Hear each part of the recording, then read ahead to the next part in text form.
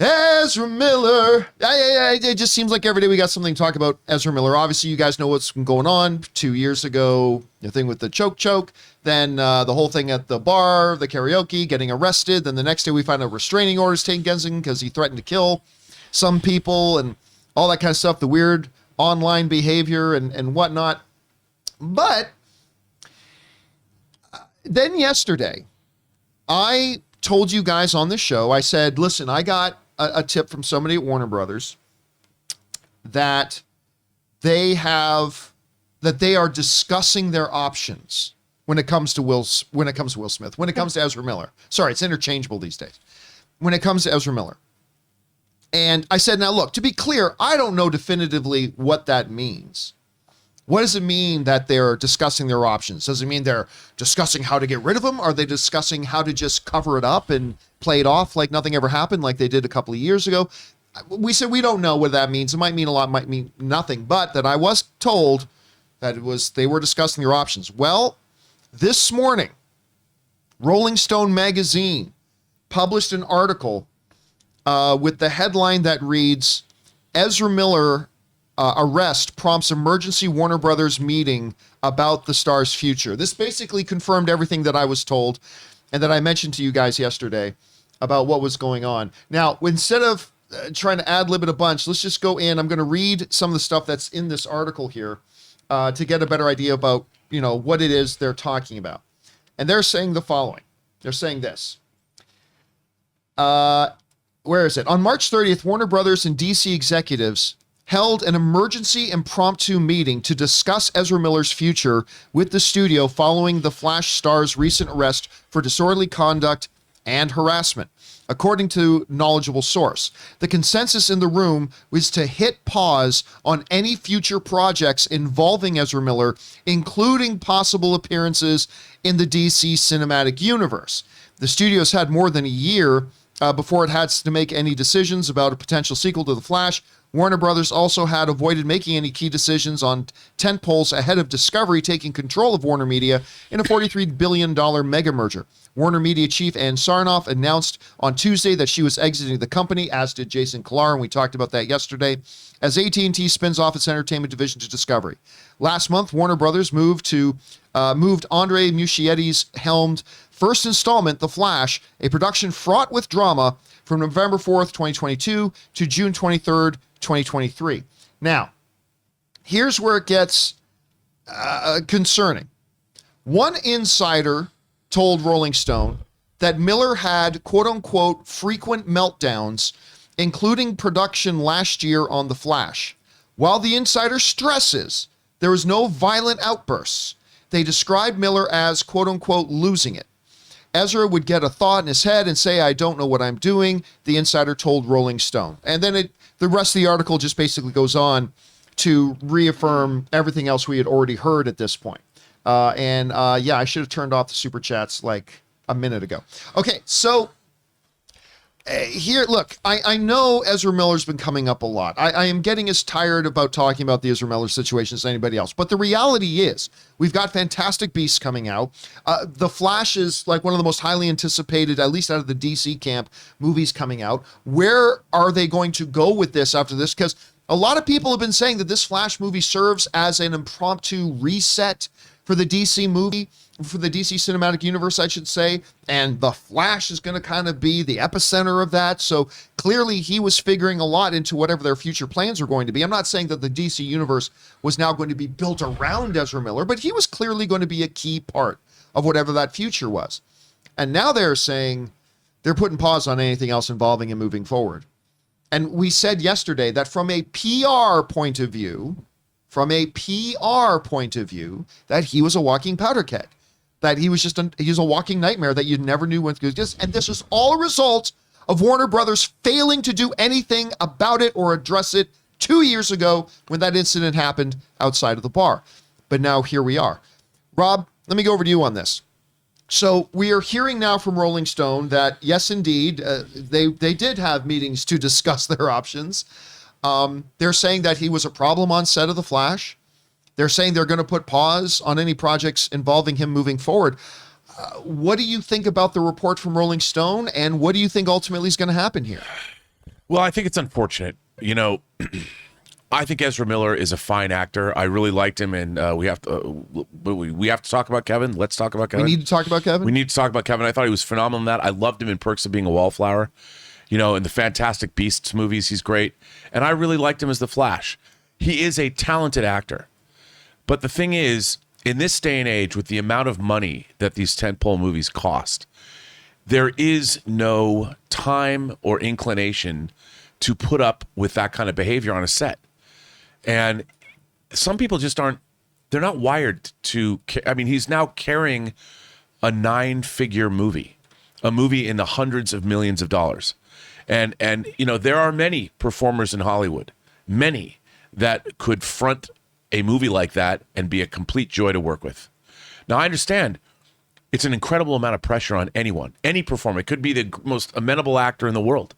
But to have that kind of pressure when you're front and center on a film that costs over $100 million, I don't even know what that's like.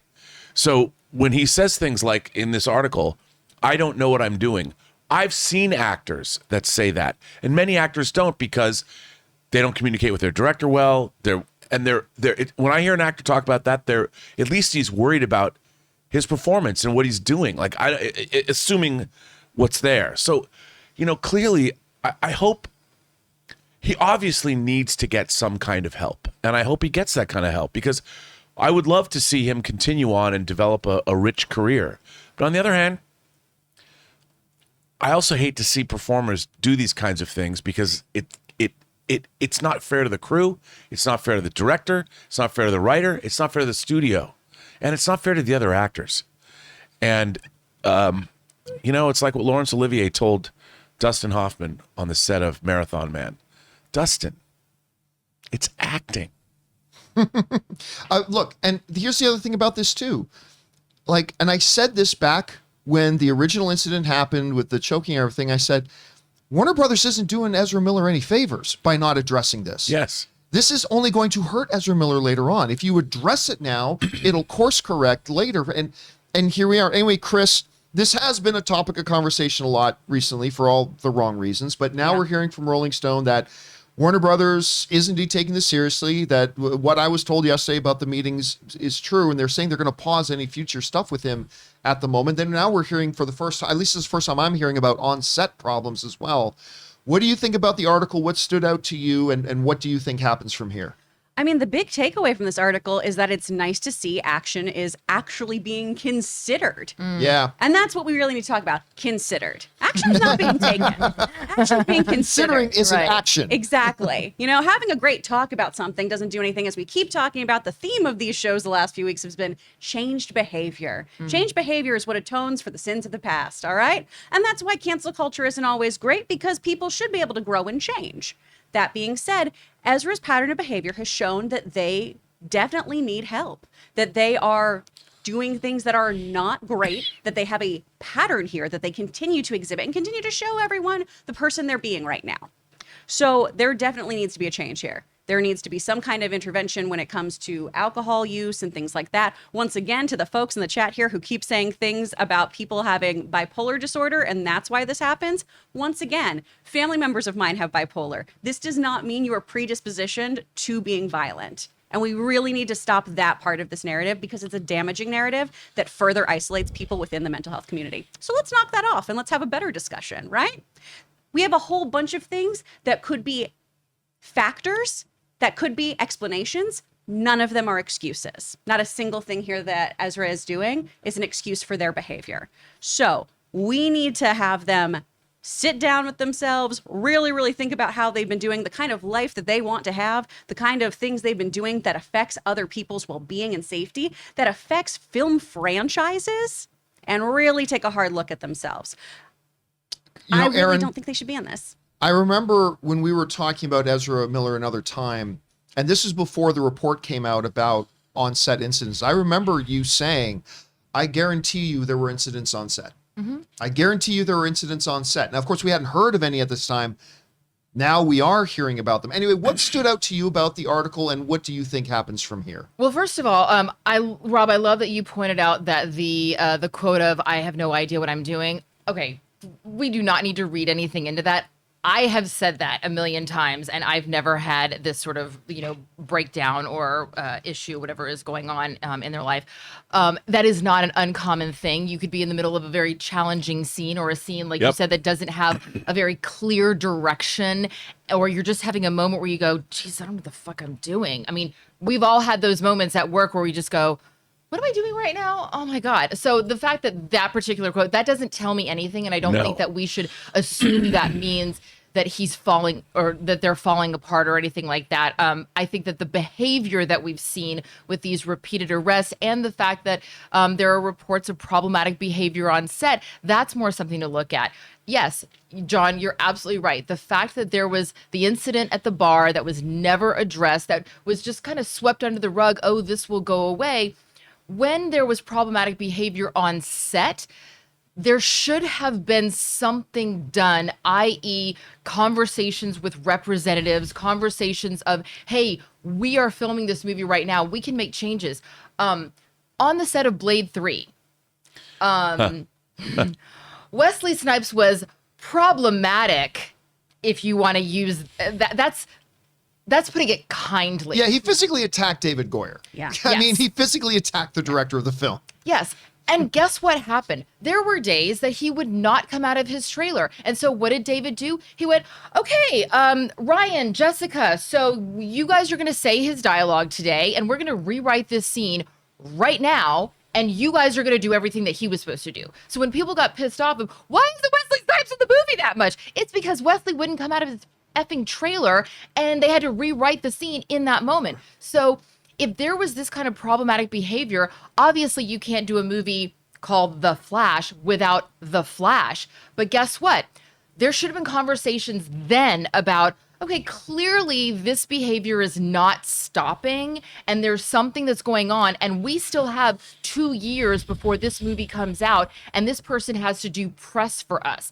Clearly, Ezra Miller cannot do a press junket, because what are they going to talk about? All of this stuff. Yeah. So, and also I concur with what Chris said about, like, they're not saying they're doing something. They're saying they're talking about doing something. And by the way, I love how they say an emergency impromptu meeting 3 days later. How about the person gets arrested and everyone cancels their next meeting, hops on a Zoom call and goes, we need to talk about this Monday morning. Well, now, to be fair, like it says the meeting happened a week ago. So it happened on March 30th. It happened on Wednesday. Okay. Wednesday. He was arrested Sunday night. So what happened on Monday and Tuesday that nobody thought this was a big deal? I'm going to venture a guess and go, oh, wow, this Will Stuffsmith seems to really be building, and there's only so long that we're going to be able to keep Ezra under the covers on this. We might want to get ahead of this and just have a conversation about it. I really think that they thought maybe we can sweep this under the rug too. And they realized 2 days later, people are still talking about it. That is Warner Brothers game book, right? That's their playbook. Shh. That's been their playbook. And I have said they're going to do nothing about this. It looks like maybe I was wrong. I hope so. For their sake, for Ezra's sake, for whatever, because I concur with Rob. I think Ezra's a really good performer. I like him as the Flash. And so I would love to see them continue on playing the role. I would love to see them evolve in the role. I would love to see them go on in the DC universe, but only if they, get their shit together. Anyway, guys. Oh, sorry. Oh, sorry. We got to move on at this point. Go. But guys, question is for you. What do you think about this? Rolling Stone is saying some interesting things here now about they are having these discussions, as I reported yesterday, that there were problems on set, that they're talking about holding them out of any future projects right now. What do you guys think about the article? What do you think is going to happen? Whatever your thoughts are, jump down into the comment section below and leave those thoughts there.